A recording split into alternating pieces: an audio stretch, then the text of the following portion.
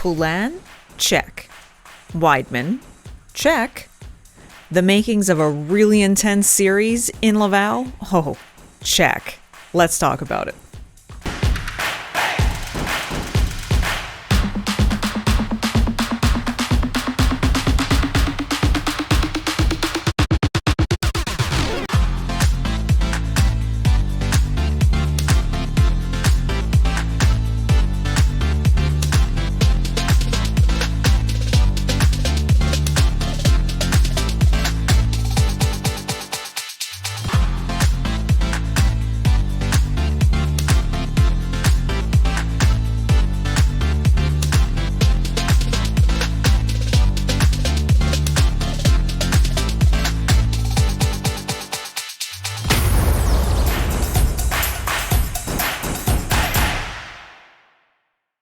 Hello, friends, and welcome to this week's episode of Habs Hockey Report right here on the All Habs Hockey Magazine YouTube channel, part of Rocket Sports Media. We're so glad you're here with us again this week, each and every Thursday. If you're a new viewer, hi, my name is Amy Johnson. I'm your host for the show every Thursday, as well as the lead correspondent at AHLreport.com.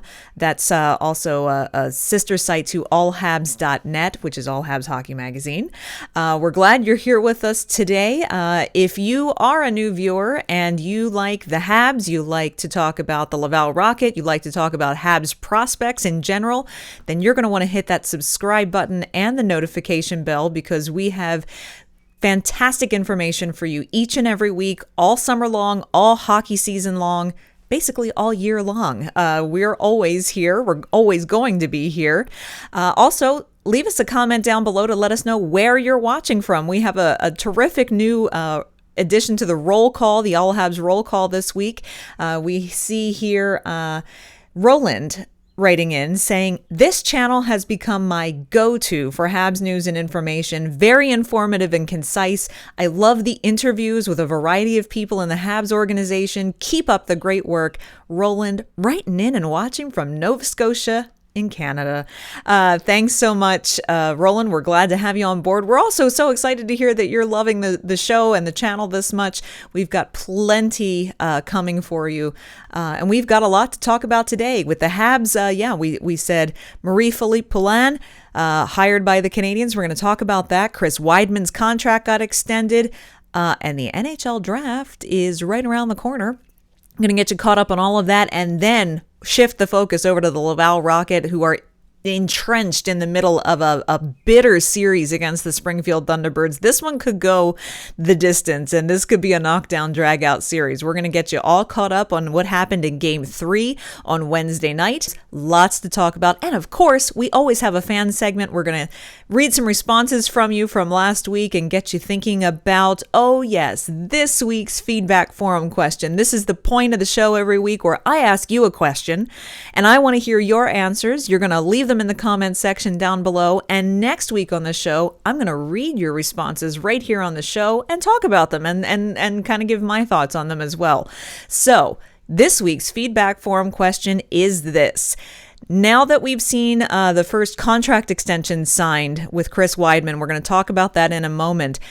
It is that time of the year for the Montreal Canadiens. Kent Hughes and Jeff Gorton are going to be busy in the preparation to the draft and free agency, starting to reshape their roster. So, who is your must-trade player currently on the roster, and who is your must-keep? I want two players. The guy that you say he and his contract have to go, you've got to trade him. And who is the guy that you think is the untouchable, who is absolutely hands down, you have to keep him no matter what. He's vital to the organization and the roster.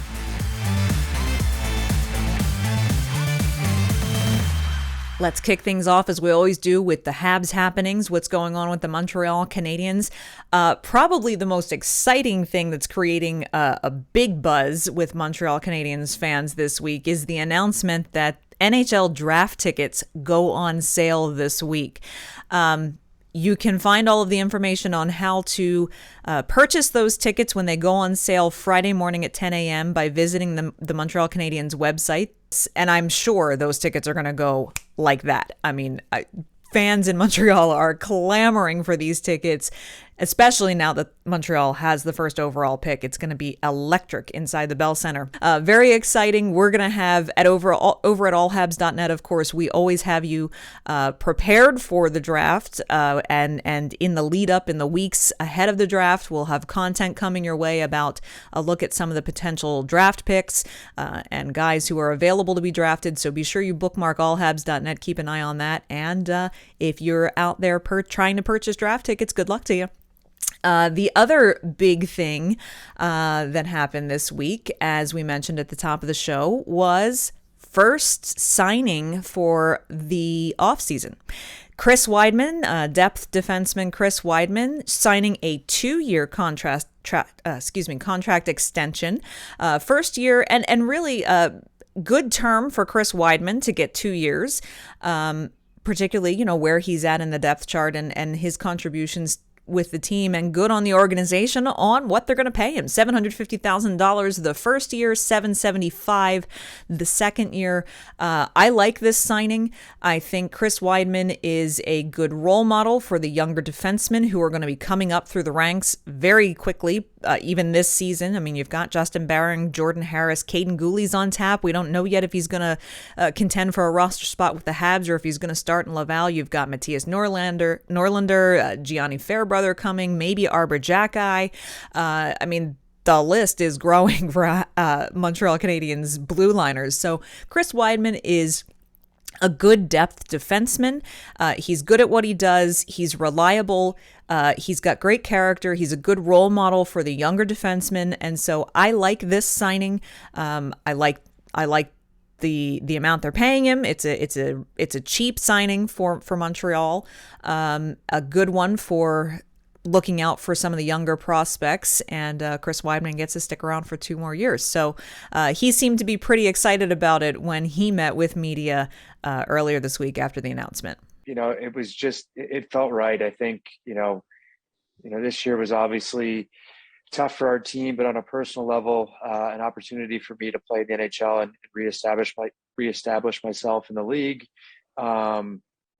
Just the way that I felt that I fit in with the group and on and off the ice, and those things are invaluable when you're making a decision as a player. And we love the city, my wife and I, so we're very happy to be back, and it was almost an easy decision. I can remember my last night in Montreal. I spent with some teammates at a pub, and I just remember the feeling I had when I left, and my wife was back home. So I called her when I left, and I just said, if we can find a way to make it work to come back, I think this is where I belong. With the NHL awards going on, trickling out over the course of the Stanley Cup playoffs, there was one date in particular that Habs fans were keying in on, and that was the night that the Masterton Trophy award winner would be announced, because that was the only award for this season in which the Montreal Canadiens had a stake in, had a player who had made it to the finalists. And sure enough, Carey Price was awarded this year's Bill Masterton Trophy. A big congratulations to Carey Price. What a struggle this year has been for him, both with his physical recovery and the personal obstacles and struggles that he's gone through this season. To have that recognition from other people around the league, from media members around the league, just a pretty special moment for Carey Price. In true Carey Price fashion, when he met with media after the announcement was made, he was pretty understated in his reaction, humble, gracious and grateful, and really just kind of, I think, soaking it all in the way Carey Price typically does. He's not very outspoken or not very emotive when he responds, but you can tell after all these years with Carey Price, you can tell when something really means a lot to him, and this honor, I think, really truly caps something off for him at the end of such a tough season. It's definitely a special honor for me. I'm very grateful to receive this award. Looking at some of the past players that have received this is definitely a special list. there's a lot of players on there that I have a ton of respect for, and I'm very grateful to be a part of that. Again, I'm very grateful for all the support that I've received, throughout the season, because without that, there's definitely no way that I would be here today talking to you. Or I feel like being a Montreal Canadian has been a part of my identity. And, I'm grateful for, again, the opportunity to play for so long. And, I've had a lot of support throughout the years, and played with a lot of great teammates, and had a tremendous amount of support from the Montreal Canadiens franchise. So I'm very grateful for that.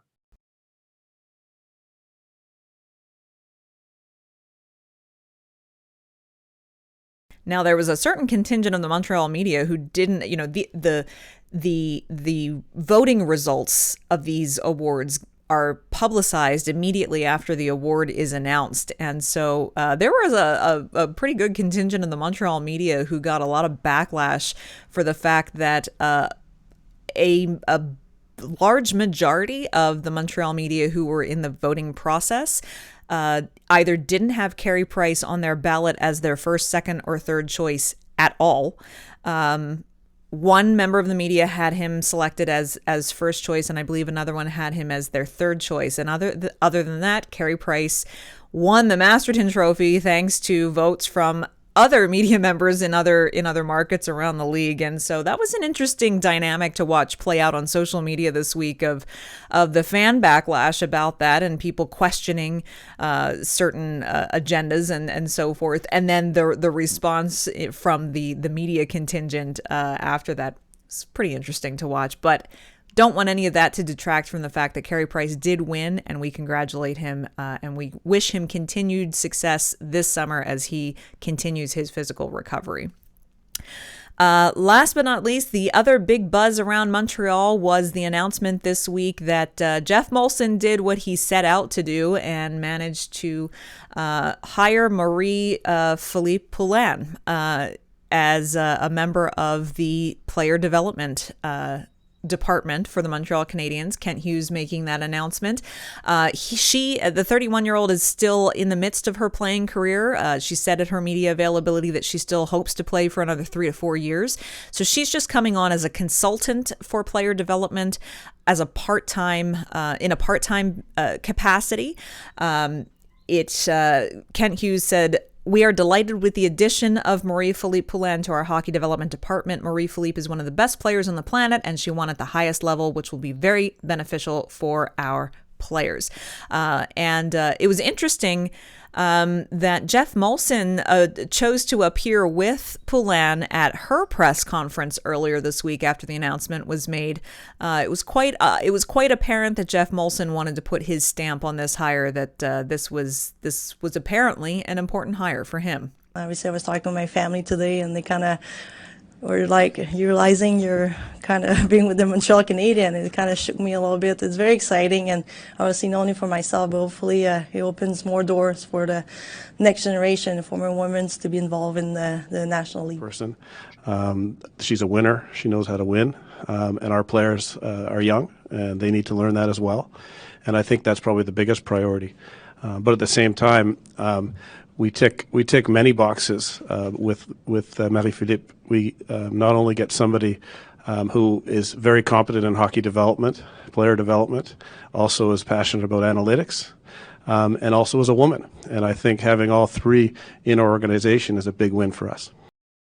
If you thought the offseason was pretty snoozy as far as news and exciting things, well, obviously we keep bringing you lots of breaking news every week and getting you up to speed on all the things that are going on in the offseason. The offseason is sometimes the most exciting part of the hockey season because of just all of the changes that take place. And so we'll continue to bring that to you. Be sure you bookmark allhabs.net. And hey, check out the Canadiens Connection podcast at canadiensconnection.fm. That comes out every Saturday. And this week I get to co-host with Rick Stevens, stepping in for our regular co-host, Michael Spinella. So be sure to check it out. It's a great podcast all about the Montreal Canadiens. You don't want to miss it.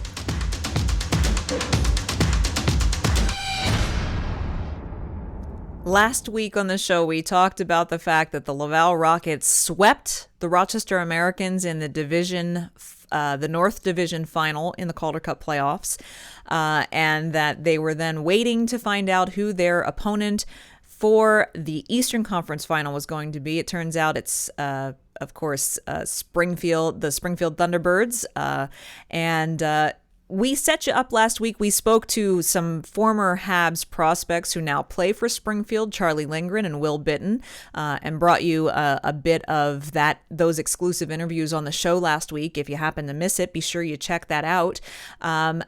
We went even more in depth in those two interviews on this week's episode of the Press Zone podcast that I host every Tuesday here at AHL Report with my co-host Rick Stevens.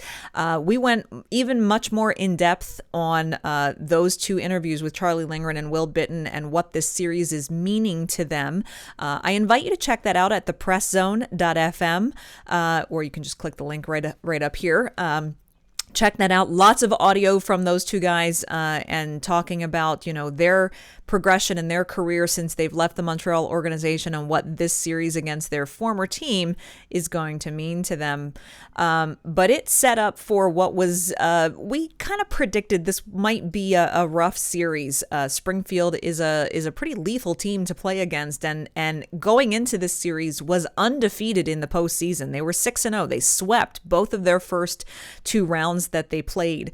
And boy, let me tell you, after splitting the two games on the road in Springfield ended up winning in overtime in game one, former Montreal Canadian forward Matthew Pekka with the OT winner.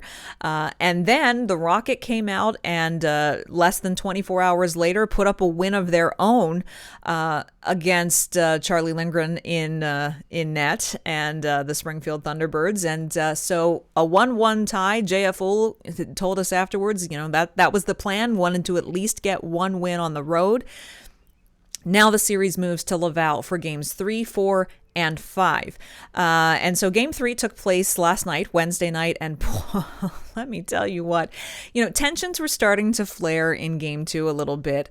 They just full out spilled over in game 3. This game was feisty, it was physical, it was nasty. We saw blood literally being spilled. There was a high sticking double minor for some I think someone needed some dental work, scrums after almost every whistle, and quite frankly I was digging it because I love a good gritty physical hockey game like that where the emotions are running high and guys are defending each other, guys are getting in each other's faces.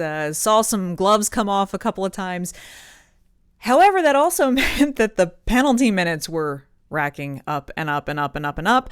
And so penalties were definitely a theme in this game.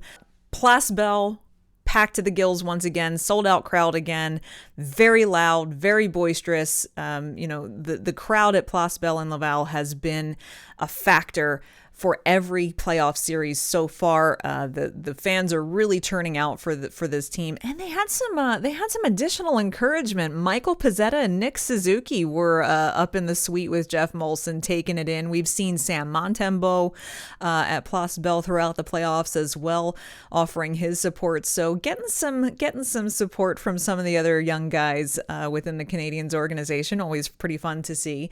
The other kind of exciting thing about this game was that not so exciting for Gabriel Bourque that he wasn't able to play because of an injury, but it meant that Joshua Waugh drew into the lineup to make his professional hockey debut, which, quite frankly, to make your pro hockey debut in an Eastern Conference final series in the Calder Cup playoffs, that's a pretty big deal.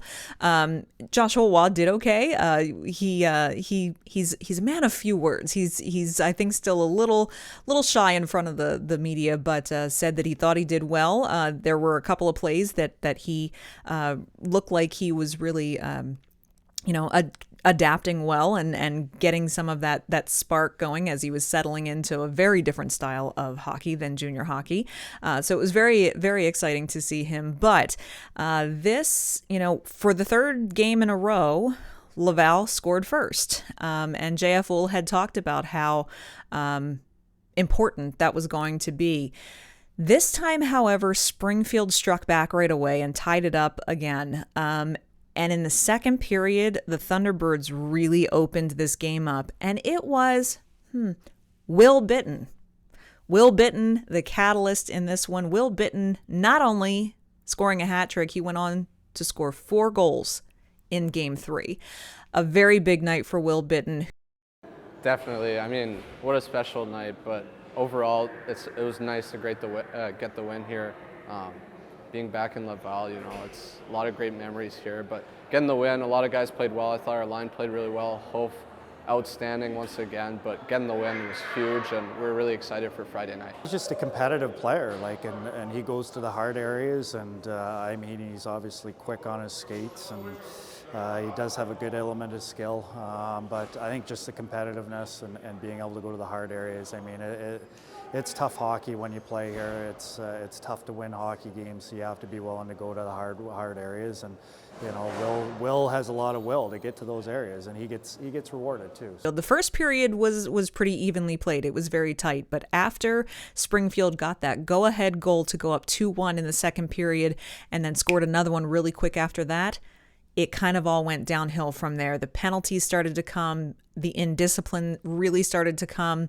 Both Alex Belzile and Danik Martel left the game early in the third period, both of them getting misconducts. And JF really talked about how Springfield played a bit of a different game, and emotions need to stay in check. That's been a theme. But there's going to be a lot for them to take a look at before Friday's Game 4. Well, obviously, I thought we came out pretty good. I thought the first period was good. I thought we were physical. We scored the first goal. I liked everything about the first period was fine. It's just the second obviously turned it around. Too many PKs.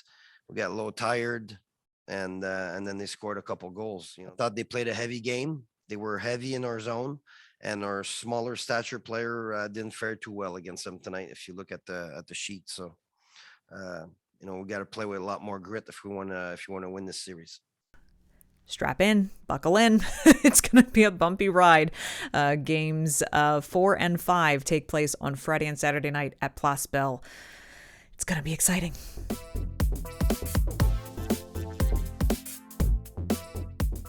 All right, it's Habs Fan Hub time. This is the part of the show where we get to talk to you, we get to hear from you, we get to answer questions if you have it. In fact, don't forget, the All Habs mailbag is always open. I don't do a mailbag on like a certain specific week of the month or something like that. I answer mailbag questions whenever you have them. So if you have a question about the Canadiens, if you've got a question about the draft and prospects coming up, if you've got a question about the Laval Rocket, hockey in general, drop that question down below in the comments. More than happy to answer those questions in an upcoming episode. Again, as I said at the top of the show, let us know where you're watching from if you haven't participated in the All Habs roll call yet. Also, last week, the feedback forum question was, we're down to the Eastern Conference Final for the Stanley Cup playoffs as well. And so I wanted to know, given the 4 teams that are left, who do you think is lifting Lord Stanley this year? We had a great answer from our friend Michael Spinella, another Rocket Sports contributor. He says, Avs for the Cup. I answered and said, is this just in support of Arturi Lehkonen, or is it just because you think the Avs have the best team? Well, he said both. Michael, I have to agree with you. I think the Avs really have what it takes to do it this year. And my goodness, is Arturi Lehkonen just so much fun to watch. I always commented throughout his tenure with Montreal that he was the most underrated and underappreciated player that the Montreal Canadiens had for a number of seasons. And I used to get a lot of heat for saying things like that on Twitter, people not agreeing with me at all. And to watch Arturi Lehkonen score the game winner to send a team to the Stanley Cup final for the second year in a row, I mean, that's just absolutely incredible. And he is just playing lights out. He's getting a ton of fan support in Colorado, and we just wish him the best. So, Michael, I agree with you. I think the Colorado Avs, I think they have what it takes. I think it could happen. So it's going to be exciting down the stretch for sure. Now, don't forget this week's feedback form question. Now that we are in the off season, you get 2 players I want to hear about.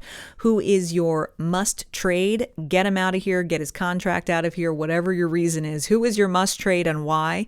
And who is your must keep and why? Who is completely like hands off, don't care if there's somebody's willing to sell you the moon and the sun, you can't get rid of this guy.